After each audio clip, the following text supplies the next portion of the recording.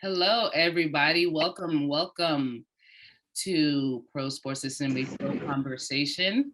We'll give everyone a chance to get comfortable, catch your breath, adjust your chair, maybe switch to a couch, change that beverage, whatever you need. It's Friday, 5 o'clock somewhere, I know. Love to see familiar faces. Nick, I don't think we've seen each other enough today. Appreciate. Hey, Baylor. Hey, Vanessa, Valerie, Tiffany, George, our Q&A holding it down. I'm excited. We'll give a couple of more minutes for everyone to join and get comfortable for this exciting conversation on International Women's Day 2022. It's exciting to have this privilege to bring this conversation to you all today. I'm letting a few people in, and we will start once I hit this last admit. Hello, everyone. For our members of Pro Sports Assembly, welcome to another Pro Conversation. For those who are not members yet, we hope that this conversation welcomes you to what the Trade Association of Professional Sports is about. This conversation is taking place on International Women's Day 2022, and I'm excited. My name is Corrine Millian. I'm the Managing Director of Pro Sports Assembly, and I'm joined here by Erin Miller, our Chair of the Virtual Events and Networking Task Force, to bring you this conversation with Ina, Ari, and Marty today on being a female in front office sports. Before I get started, because I'm terrible at introductions, I want to make sure, Erin, did you have anything to say to your peers in the industry, since this is your first go round as a full chair of our VEN task force? I just wanted to welcome everyone and happy International Women's Day. I hope you guys enjoyed this conversation. We plan to have many more of these types of events moving forward, but excited to kick off this special day with these incredible women and hear about how they got to where they are. So enjoy, everyone. Thank you. I am going to stop talking here and toss it over to, the term moderator will not be used here because this is a free-flowing conversation. We just happen to be tapping into a conversation that Ina, Ari, and Marty happen to be having. So please join me in welcoming Ina, your conversation leader today. Thanks, Corrine. Thanks to Erin. I was really excited about this kind of discussion topic. Having a background being in the front office and kind of, living it and breathing it. And so I'm really excited to kind of have this conversation with all of you and Ari and Marty to talk a little bit about just what it means to be a female in the front office and also help women achieve that status. So one of the things that I often get asked, and I'm sure other folks here do too, is what excites you about being a female in the front office, and also being part of that process of helping somebody enter into the front office.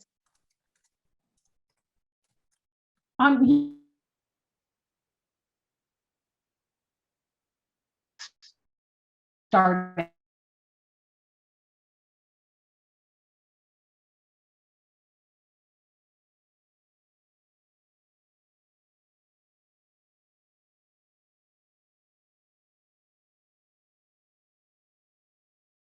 of women in it, and then I was nervous, a little scared, but like so excited that it didn't feel like work because you were involved in something that you absolutely love.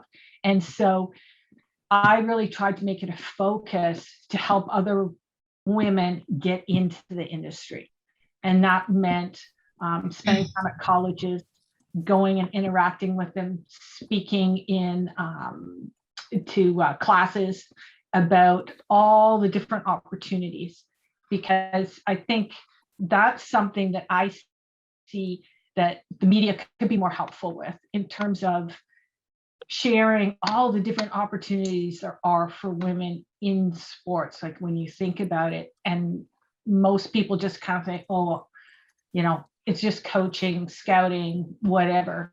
They don't see all of the myriad of opportunities, and I think we could do a better job at that. Yeah, I can kind of reflect on that as well. I would say, I tell everybody I fell into sports. I didn't take the traditional path into getting into baseball. Even growing up, I never even thought about Texas Rangers. When I was approached about the job, the recruiter called me and I thought she was talking about our state troopers. So it was not even a forethought to think like I could work in baseball. And after having gotten here and being here for going to be 10 years this upcoming April, seeing the way that, people, it's a difficult task to try to get into sports in general. There are so many applications that come through, so many qualified candidates. So it's definitely a task on the recruiter as well as the organization to want to bring in those individuals within the company to, make it better. Oh, that's great. I mean, from my personal experience, that was always the dream, was to work in the front office. But for me specifically, it was to be on the technical side, which is difficult, right? Especially when you're in a men's sport too, right? Where a lot of the challenges are like, well, you wouldn't understand. Or, how do you have the right perspective or the right background? And a lot of my role at the Rapids and with Angel City, it's, my background's in the legal space, and I've always been in operational roles, and it was simple for me, which is I know how to read contracts. I can navigate player contracts. The CBA, same thing. And in terms of dealing with the salary cap, I'm good with numbers, right? So there are all of these kind of skill sets that I had to point to, even though I've never been a professional soccer player or whatever it was, and trying to kind of develop and create my story and learning how to articulate the value I bring to the table was for me key in kind of securing my place kind of in the front office. But to Marty's point, a lot of it that was, how do I open doors for anyone and everyone else involved? Because I honestly believe that people buy into what they can see, and the more we do highlight women that are in these spaces and everyone else can see that, the more we have younger generations that kind of grow up thinking, no, I can do this because there's somebody in this role and I want to do this, versus shying away from it. One of the questions I think it has been on everyone's mind too is, in the last couple of years, where we've obviously been in this tricky space to navigate with the pandemic and the impact that it's had on sports. And then just how the industry as a whole has changed, since I think the workforce in general has shifted in terms of priorities. And would love to get your thoughts on kind of what the impact has been from a talent acquisition and recruiting space when it comes to specifically trying to hire for a diverse front office and kind of bringing more women into those positions. I can kind of tap into this. I mean, across, industries, we're already tapped out with candidates. People have options now. They can work from home. Coming to an office every day is sometimes not necessarily the priority that they want. They don't, we went through the pandemic and everybody was isolated at home, and we learned that we can do our jobs successfully while being at home. And so having to kind of navigate and find selling points as to why do you want to join this specific organization versus maybe, just an organization outside of the sports industry is definitely something that we like to, highlight for potential candidates for us, but also, find alternative methods, whether that's through or Indeed or social media posts, to find candidates that would fit for our team.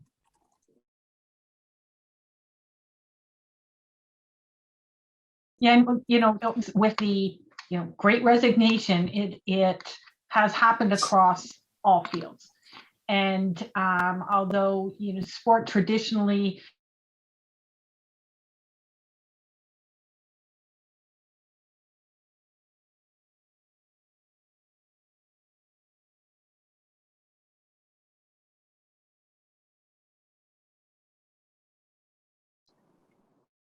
all nations are starting to focus a lot more on what is their employee value proposition, and really being able to articulate both externally and internally what it means to work in that organization and why it is whether it's a great place to work, whatever phraseology you want to use, but what makes the difference?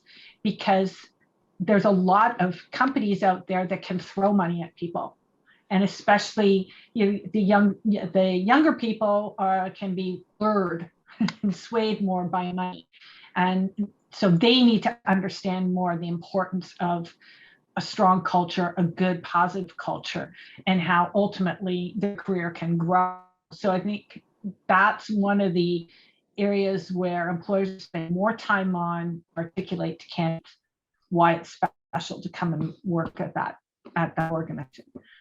No, I definitely agree. I think the events of the last couple of years have kind of forced every organization, sports and outside, to think about the culture that they're creating. And it's not right. Like for some people, for some folks, the money's not everything. And I think with everyone trying to figure out what their priorities are, means I think one of the challenges that I've seen, and would love your thoughts on this, is for a lot of folks that I know, that women that exited, it wasn't necessarily they weren't happy in the sports industry or with the organization. It was just understand the value of their time and how much time, effort, and energy was going into this team or this league or whatever organization they were in, but noticing the lack of opportunity to grow and feeling like we're kind of stagnant at a certain point. And it quickly became, I can work, a 60-hour a week here and it's amazing, or I can invest that time somewhere else where I know there isn't necessarily a glass ceiling to a certain point, and a lot of them I think came from that step below, right below the C-suite. And so one of my questions for both of you is, what have you seen, or what advice do you have for specifically women that are kind of in that spot and have been waiting to kind of take that next step, and when maybe it won't necessarily exist in the organization that they're in, at least not today? Oh, that's a tough one. It really is. And I think, some of the organizations have a tough go of it, depending on who's at the very, very top. And those people may not be open to change. And kind of view things still through a very traditionalist lens. Sometimes it's really just it takes a lot of work to promote and market yourself and make things happen. But I think what we really need to focus on is, that's exactly what I think. Providing more opportunities, or making sure there's more sort of mentors and examples out there, because and whether or not they have it with them from a female perspective, I believe so. Did they call you plus racial, being able to see more people, and if they aren't there, then we need people, male and female, to take on the roles of those mentors, try to see the world differently and guide them through and help them navigate that. Yeah, I agree with Marty. Leadership, number one, has to be, they have to want that. They have to see the value in that, in adding females into the organization, into those executive roles and those leadership roles. So that's the first step. And I was watching a TED Talk earlier that talked about people being uncomfortable, being comfortable with the uncomfortable. And that's kind of where I'm going with leadership. They have to be open to that. They have to have that mindset. And ultimately, it's going to bring the value back to them and the organization. They're going to reach out to demographics that they maybe don't reach out to. And as far as advice, I would say having an advocate, whether that's not always going to be your hiring manager, that's not going to be your manager per se. It would be potentially somebody outside of your department that sees, that you are capable and have the vision for that next level. So finding who that advocate is, that can support you in that process. No, I definitely agree.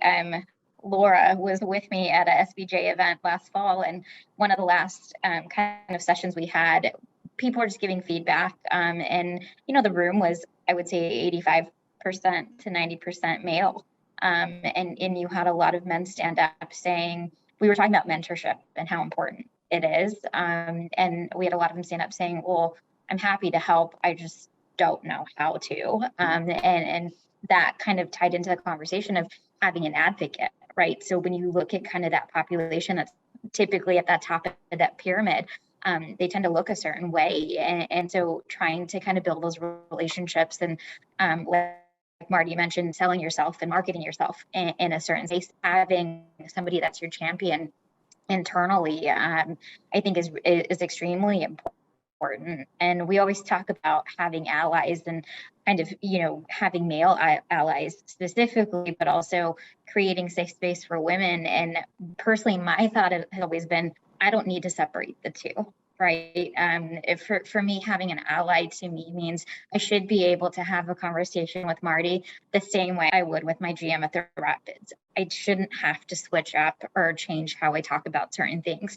It's for that person to really be my ally, they need to kind of lead with empathy and try to understand where I'm coming from, because they don't know what they don't know, right? But somebody that's willing to kind of lead with open ears and understanding, I think, is really important. So would love to kind of hear your, like, from personal experience, in terms of how you've approached kind of building those allies and kind of relationships with people internally within your org to find your advocates and challenges that you faced in doing that as well.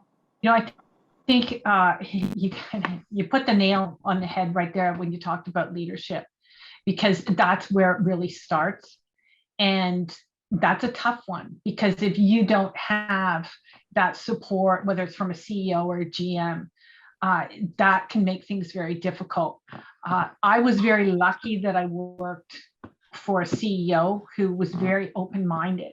And so when I had a situation where he said, okay, the executives are going to play in a golf tournament and they're going to do it with the press, and I've created this new golf tournament. Would you like to join us for dinner? Because I was the only female, and I kind of looked at him and said, okay, we now need to have a conversation and you need to pay for my golf lessons. But that led to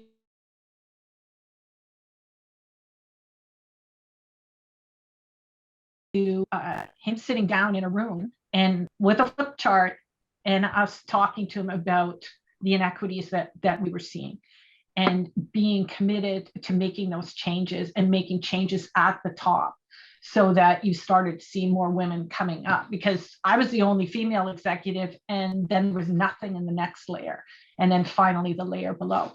So that we were able to then educate the executive leadership team and develop advocates, but that doesn't happen everywhere. Mm-hmm. And so that's where I think, sometimes it's going to take a lot of education, or finding who are some of those advocates that are on the leadership team. If it's not that GM or that CEO or whatever, who else is a peer? Mm-hmm. And then try to work it through that way. Because really, without that upper support, I think it's very difficult. Area, I don't know if you see the same thing. I absolutely agree. I think we always talk about having a seat at the table. Well, if you don't have a seat at the table, you need somebody that has that seat so that you can have their ear and get that message across. And that's really kind of how we engage those allies. If we can identify who they are and they're willing to put the message out there on our behalf and speak our name in those closed meetings, then we have opportunity there to advance, things for women. So. Yeah, I think for me, my experience was unique stepping into the Rapids in the front office. And I quickly realized on my second day of work that there were only 2 females in the entire league that were at this level on the technical side. And so I'd never met her, later found out she interviewed for the same job.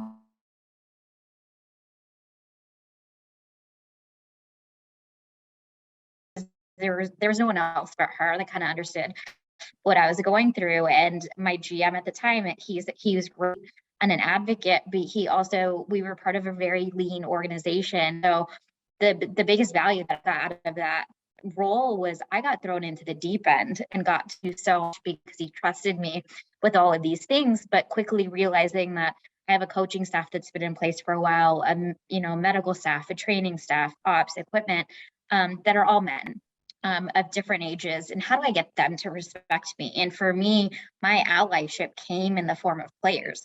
I was dealing with their contracts. I was dealing with their immigration work and moving them and their families in and out of market. You get really close to them. You build personal relationships with them. And the minute they trusted me, the entire organization knew that.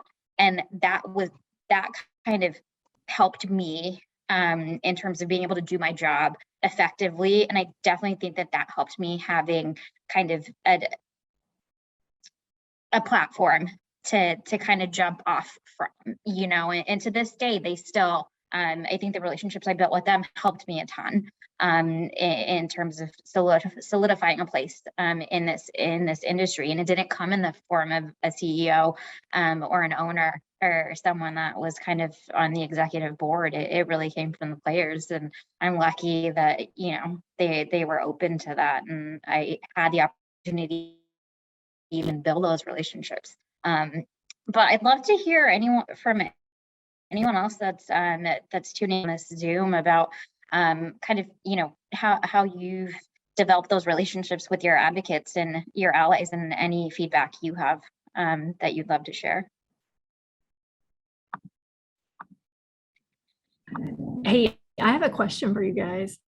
I love how athletes appreciate meritocracy because they get checks based on performance. And Marty, I'm super curious about your journey being the first female in the front office in your organization, and now the legacy that you've left. I mean, with Toronto, they're very progressive. The whole MLSE has an incredible reputation for being inclusive. And I'm wondering if you could maybe share just some of the maybe inside stories about what it was like and being the advocacy, the work that you had to do that we may take for granted today.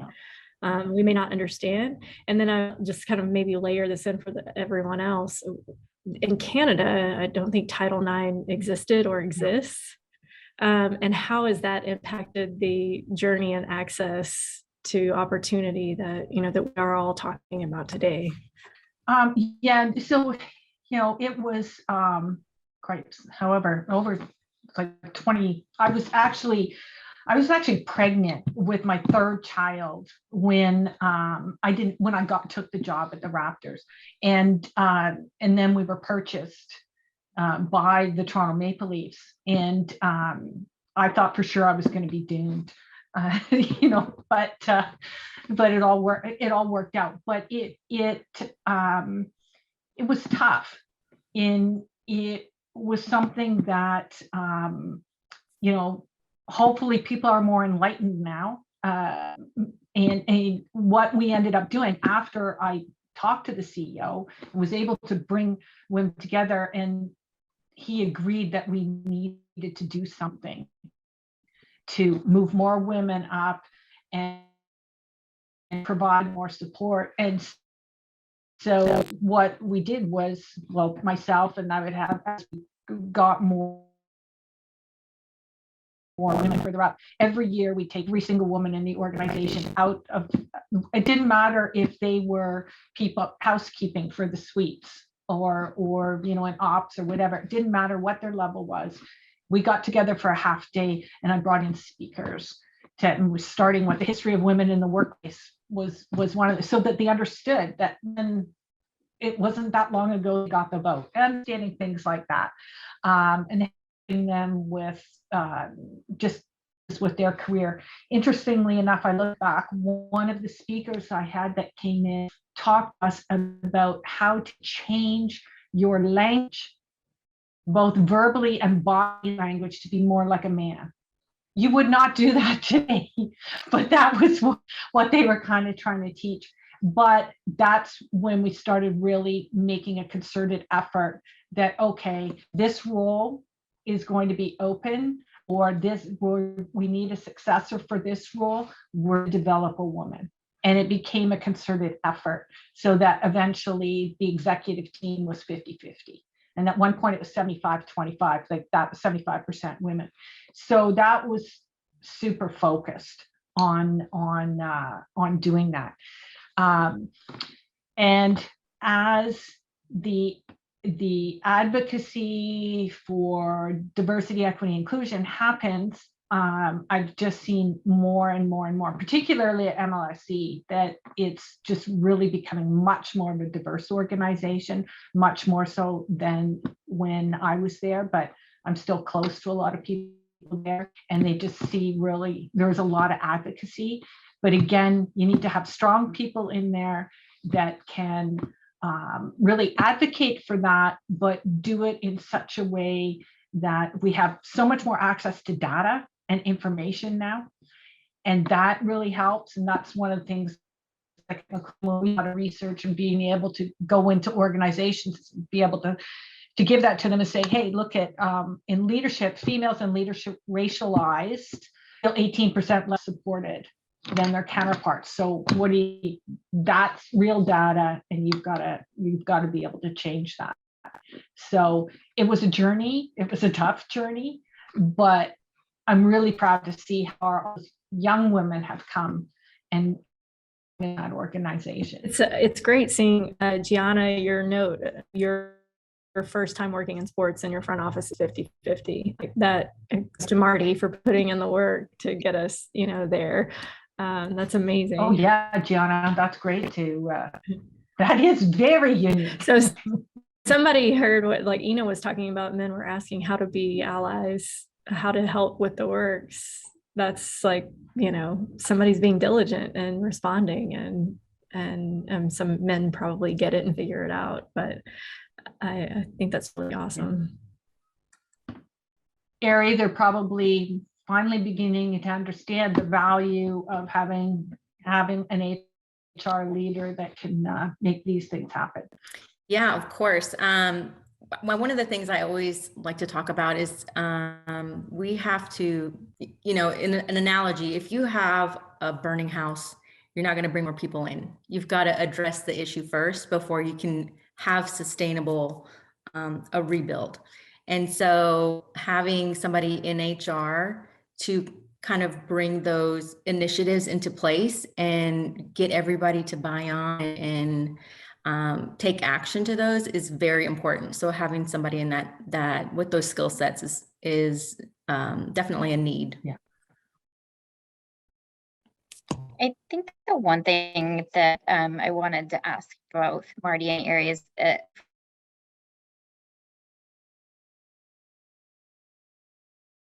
my background and kind of watching soccer, the last years have been rough, but we're just seeing pretty incredible women that are now at the head of these teams, with the Chicago Fire, with DC United, with the Oakland Brutes, and then also in baseball. I mean, I grew up in LA, I was a Dodger fan. I was bummed that they didn't give Kimming the job when she applied, but her being the first female GM for Miami, my question is kind of, do you see certain developments in certain sports that maybe are kind of adjusting and kind of developing new ways to recruit and retain women that are kind of making longer strides than maybe some other sports, because some have historically, pretty much been predominantly male, and I think of baseball as one of the biggest. So for Kim to kind of be the first female GM in MLB, I thought that was incredible.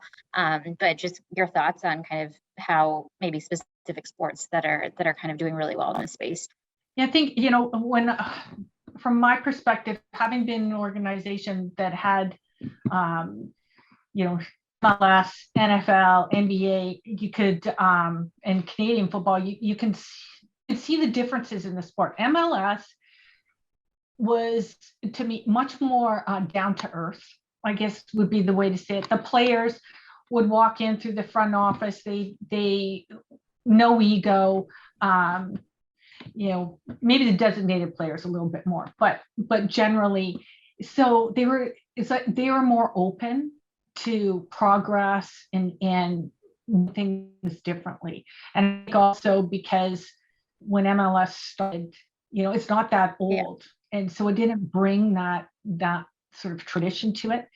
The NBA has always, to me, been very strong on being progressive.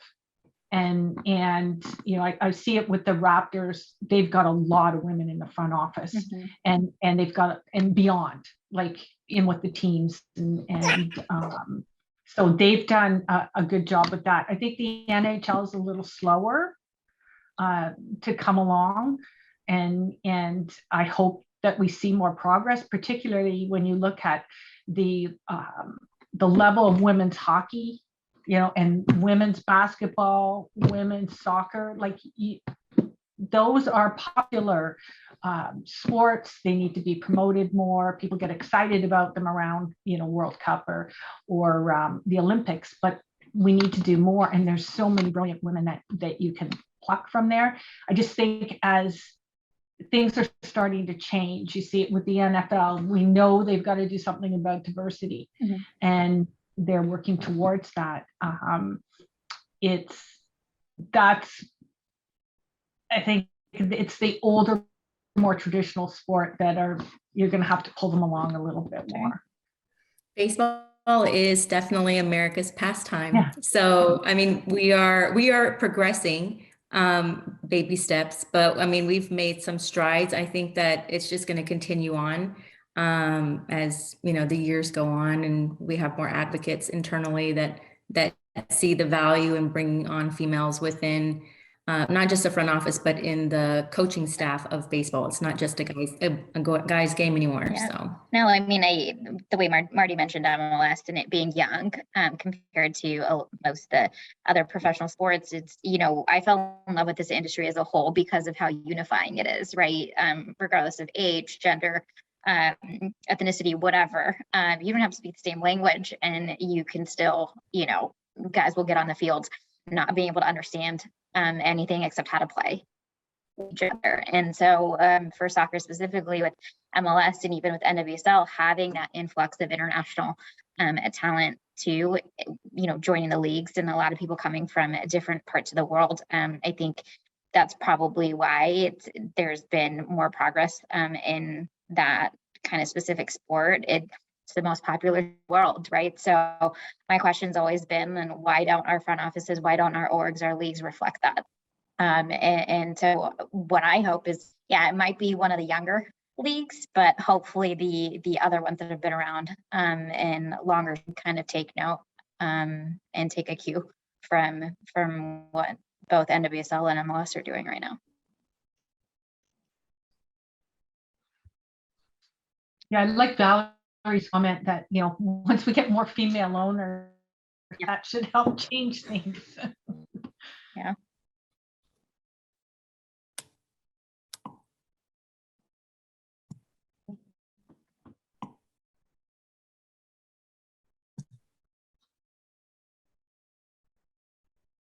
Marty, I have a question for you.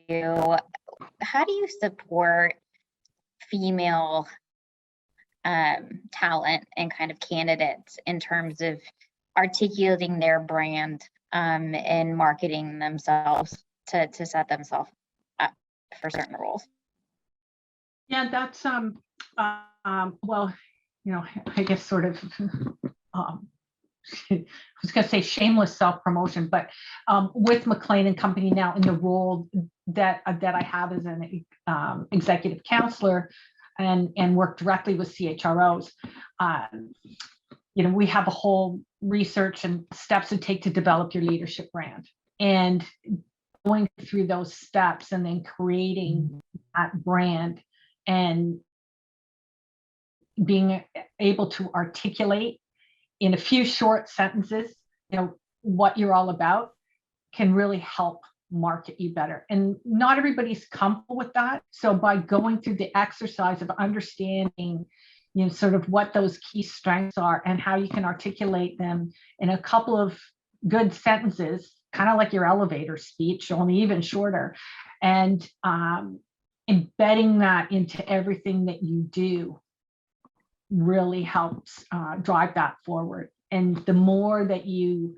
articulate it, the more you think about it, the more it kind of expresses naturally.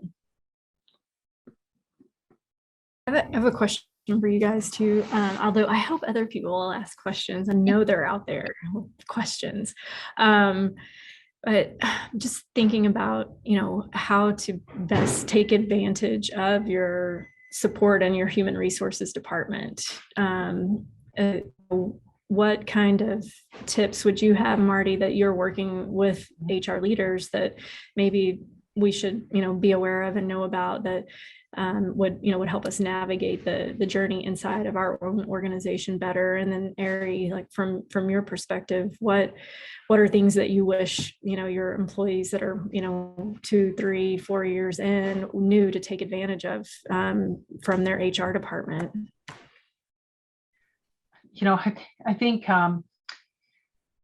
HR's come a long way. And when some of the smaller teams, a lot of times HR would come up through payroll and be very tactical and not be strict and not sort of as an afterthought. And I think that's really changed a lot.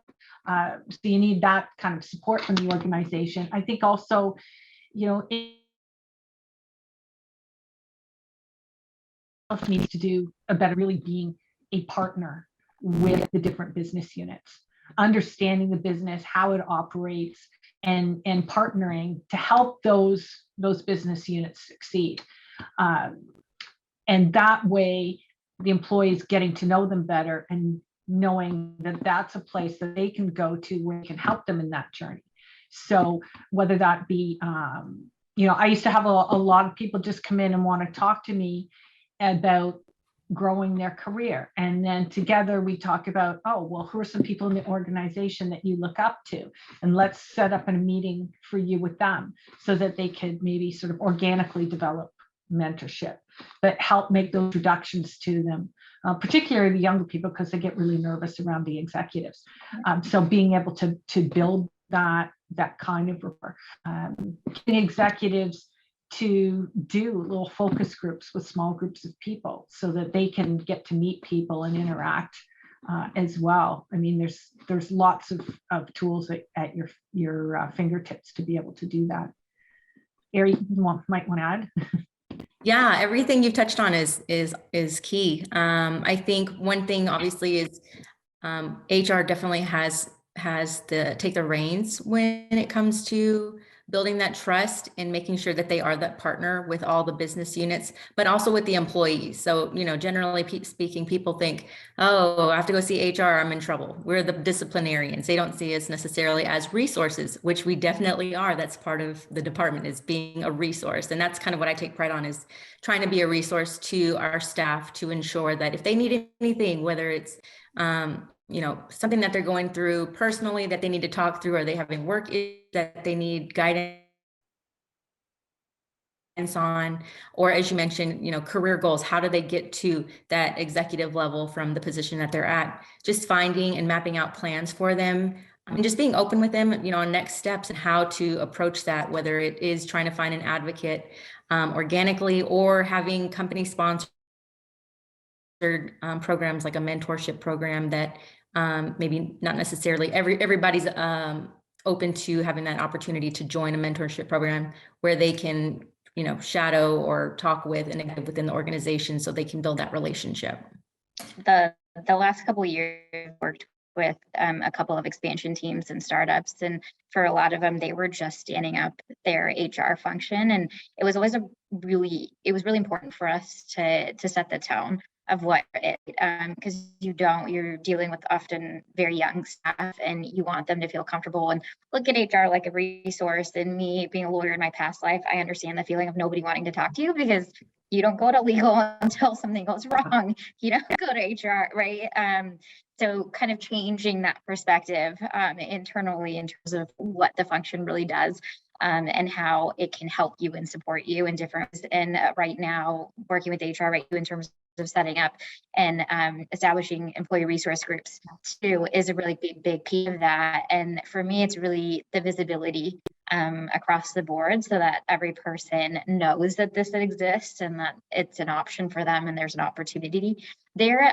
It is something that we're prioritizing, because what's the point of kind of establishing these groups if no one knows about it or, you know, it has questions but are scared to ask or don't know how to get involved. And so I think the more thoughtful we are from that standpoint, it makes it easier for anybody within the org to come say, hey, I've been thinking about X. Do we have materials or supporters or someone within the org that I can talk to about something? So I know Flora has more info on this, but I know that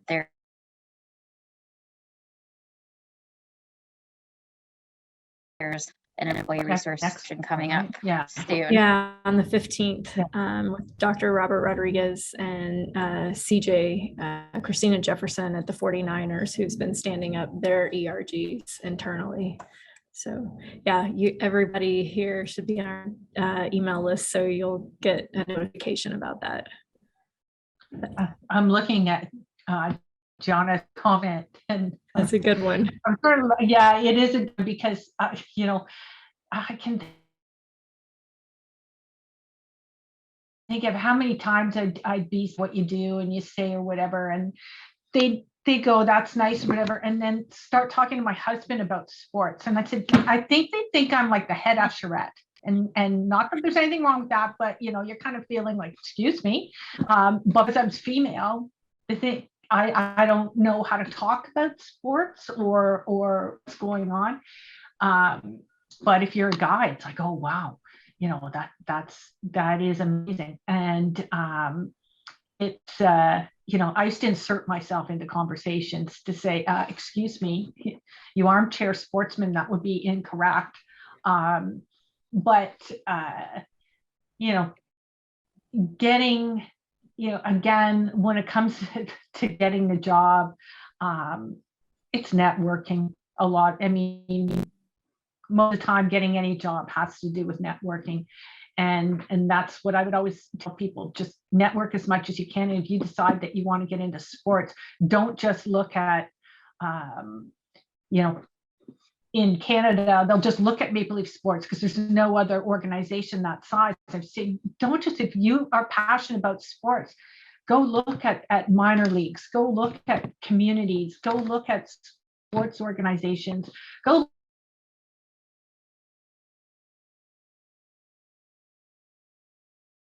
look at companies. There's all kinds of opportunities out there. So that's really, you know, kind of the message that I always try to give to people. Just don't automatically look at the one big organization. Sit down and write down all of the things associated with sports, and then start to work your way through that.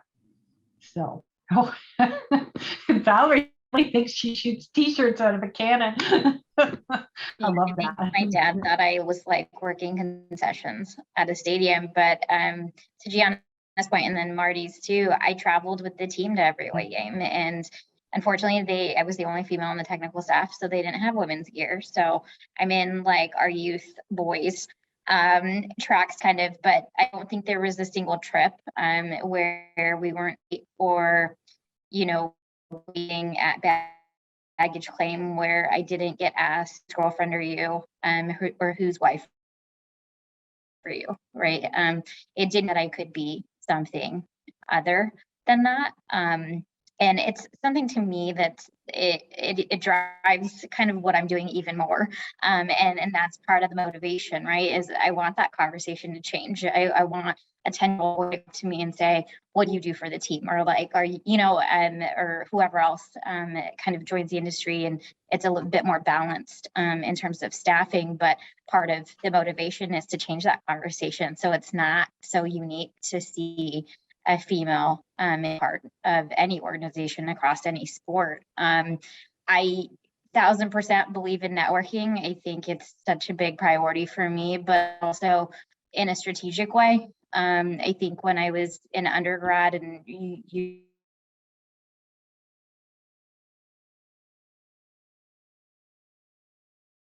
talked kind of trying to, okay, I need to network, meaning I need to hand out as many business cards or collect as many as I possibly can. And then quickly realizing that spending 10 minutes with, 3 people for, like across an event versus saying hi to 30 was a lot more valuable for me, and putting the time effort to maintain those relationships, understanding that sometimes you're not in the same place geographically, and everyone's busy, and trying to find different touch points to kind of keep those relationships. But to be fair, I mean, I tell people all the time, I applied online, and it might be just me having a chip on my shoulder, but almost every job I've had in sports, I've applied online. And to me, I almost kind of take pride in that, where it wasn't nepotism, where I didn't know somebody, where I'm like, my resume and what I did and who I am got me here. But I also, it kind of just adds to that story of like, you don't know, right? And for me, the biggest thing is being prepared when that opportunity presents itself. But it took a long time for me for me not to say I got lucky. And like I applied online and I got lucky because I didn't know anyone. And but now my narrative is no, like I put in the work. I was ready for that role when I got it, and I've been ready for every role since. So for me, it's just not giving up, right? And it has to be a balance between putting yourself out there and thinking outside of the box. So you want to work in baseball, maybe that's not on the team side, maybe it's not at a league, or kind of traditional avenues that you think of, and trying to understand the entire landscape and different ways you can kind of get your foot in the door. And maybe that's college sports, maybe it's a conference or whatever it is, but being open-minded and spending your time in due diligence in terms of learning what that landscape is, and talking to people to also learn as much as you can. I think the other thing is, from networking, there's people that I think are definitely, like, I look at and I'm like, I want to be you when I grow up. And so I'm not shy about sending a cold message or an email, or trying to find somebody that will introduce me to them, because I just want to hear their story. I'm not asking for them, anything from them, but I want to hear their story.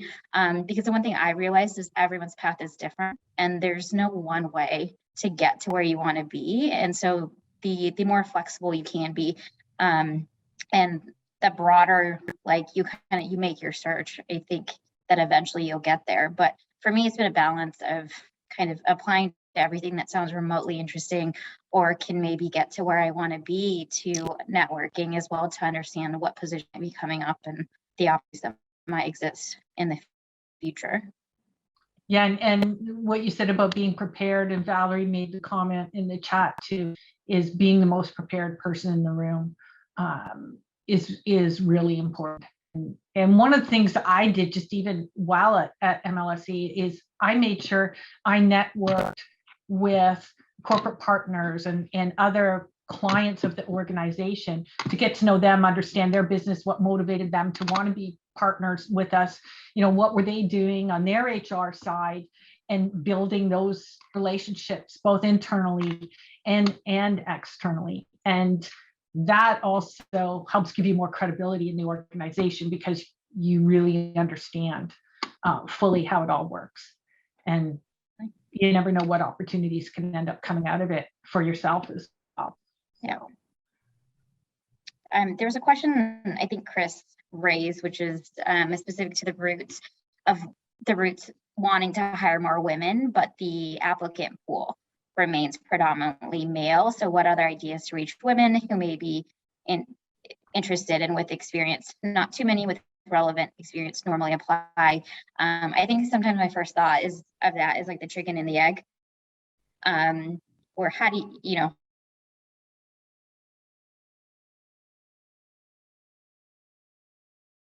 how are more women supposed to get opportunity to get that, and balanced with, to me, this conversation similar to one I had last week about how do we kind of increase diversity when it comes to race and ethnicity within our talent pool, because we're not seeing a wide variety in terms of demographics. And for me, I feel like there's always different avenues to do that, right? So we have a lot of organizations that are working with HBCUs from a recruiting and talent pipeline side of things. But I think with the roots, I mean, there's always organizations like WISE, and I think other ways to kind of increase your applicant pool and find more women that are interested in maybe, okay, fine, maybe they don't have the exact experience, but they have a transferable skill set that can lend itself well to the role that you're trying to fill. So I don't, would love to hear from Ari to kind of how you guys kind of tackle this, because I'm not sure what your applicant pools look like in baseball, but I have to imagine it's not dissimilar. Yeah, absolutely. I mean, I think when you're going through that process of screening candidates, it's not necessarily about what their title was or is. It's more so, like you said, what's their skill set? Is there any transferable skills that can be applied to that role that potentially would make them a great candidate and want to pursue them further? And then once they're there, of course, develop them, make them into the candidate that, the employee that you want them to be. So it's just having the lens to be able to see the potential and the growth in those applicants. And I think too, like, are there organizations that you can reach out to, whether they're, female sports associations or whatever, that maybe, it's never dawned on any of them to apply to the roots, but if they get direct communication, depending on the level that you're looking at. That's why I always like to have, whether it's myself or my team, spend time interacting with the colleges and really go on not just getting them educated about working in sport, but what it's like as well, and giving them sort of that honest portrayal so that they don't think it's just, oh, free tickets and I get to stand there and watch the game. Yeah, right. Okay. And giving them that true portrayal. No, I agree. I mean, I went from being a tax lawyer to working on player contracts and a CBA and a salary cap, right? So for me, telling that story and flipping it and kind of in that mindset of how do I articulate the value that I bring to my audience, right? Yeah. And having that kind of conversation, and then also things like this, right? What we're doing right here with Pro Sports Assembly too, when you talk about expanding your applicant pool, a better way to send positions to folks that are a part of this, because I mean, that's what I've been doing. And, whenever there's an opening here, I send it out to everyone I know, because they're all part of different organizations and kind of collectives. And I want to bring in the best of the best, and also kind of push forward on the goals for LA28 in terms of creating a diverse environment. So a lot of it has been getting referrals from people and friends of friends that are in the industry that are like, hey, I have a person that would be great for this. And granted, they still go through the traditional HR, interview process, but it has definitely expanded. Could you guys just elaborate a little bit on how much of this is the candidate pool versus the hiring culture? Does that make sense? Yeah, no. Okay. It's I think, well, from what I've seen or the organizations I've been in, to be fair, I think nepotism's kind of just been prevalent in it. And I think that for most people, your networks look like you. Mm-hmm. And so if that's kind of what you're pulling from, that's what you're going to get. And that's how the organization as a whole is going to kind of look. And so I do think it's partly, do I think that has an impact on the applicant? 1,000%, because even for me, I want to work somewhere where people look like me or close to what they look like me when I look at leadership. And so do I shy away from looking at certain opportunities or joining certain boards or whatever that is because I don't see that? 1,000%. So I have to believe that they're both connected in some way. I also agree, but I also think it's part of HR's responsibility as the recruiters and the educators of the organization to coach your hiring managers into being open to that and working outside of what their normal hire process is. So being okay to hire somebody that doesn't look like you, because it's going to bring benefits to you in the long run. Yeah, getting people to understand, like, well, all women, all men, whatever, to confront your biases and heuristics and understand how those play into who you're hiring, and you know, it's also when you think about how we process their applicant tracking systems are looking for specific words. Are we missing out on some people there? Do we need to really refine that better or open more so that we're not missing those kinds of opportunities as well? So yeah, sometimes automation gets in the way. Definitely. So we'll end on one final question from Valerie. So she talks about reading more about front offices seeking talent with no sports backgrounds versus candidates with solid experience in sports. Is this helping identify more women? And what does that impact those women looking to build a long-term career in sports? Personally, for me, from what I've seen in the organization I've been with, it's part of evolving, I think, and staying competitive. And so I think from a team side, at least, I've seen a lot of teams look outside of the sports industry specifically to gain a different perspective, right? Because things are constantly changing. And if you want to be progressive and innovative, you need more people in the room that have a different background, have a different point of view, that can bring in new and fresh ideas. So I think that there's definitely a trend that I've seen from that standpoint in terms of helping identify more women and the impact for them. I think anyone changing how they recruit and looking at things with a different lens, I think it just creates opportunity in general. And if you're looking to branch outside of sports, or if you're looking for people of different backgrounds and not necessarily tied into sports, I think naturally it opens up additional doors for women and really anyone to kind of break through. Yeah, I would agree. It's always good to be able to mix that up and bring that in.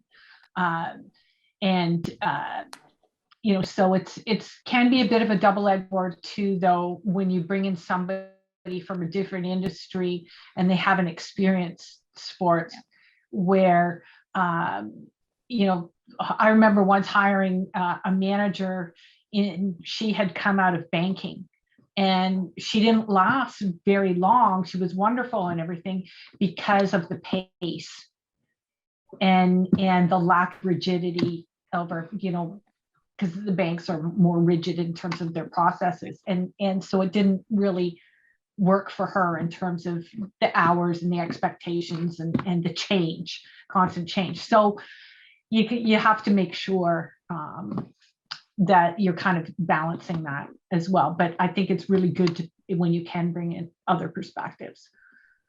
For sure. Ari, any final? I totally agree. Yeah, I totally agree with everything that both of you have said just now. I think that one of the ways to kind of assist with that double-edged sword is just trying to be as transparent as possible when you are going through that process, and just let them know, you're coming from a totally different industry. When you get into sports, it's a beast of its own. So, letting them know, there are going to be these long hours, and,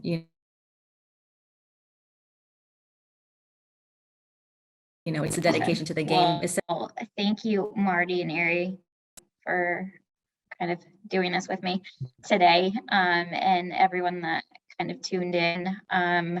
Obviously, I think a chance for us to connect on the huddle, and and other events coming up from Pro Sports Assembly. I think the ERG event is in a week from now, and I think there's one more. Right?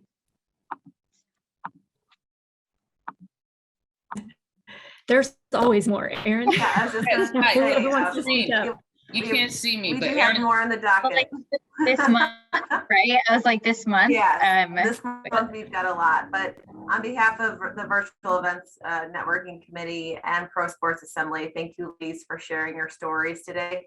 This is a great way to celebrate International Women's Day. Your sage advice and just willingness to be candid and tell your own stories.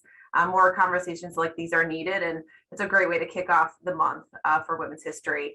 Also, later this month, we will be hosting more, so be sure to check out the Huddle, and on LinkedIn, we'll be posting more events. And then also, if you are not a member of PRO and are interested in more events like this, check out the comment section. Corrine just added a link so you can learn more about Pro Sports Assembly and the benefits that we offer, and more conversations like this. And if you want to be a speaker, let us know too. We'd love to hear from you guys. So thank you again. Also, Laura, if you want to say something before we close out. No, I mean, check the calendar on prosportsassembly.org and you'll see all the things coming up.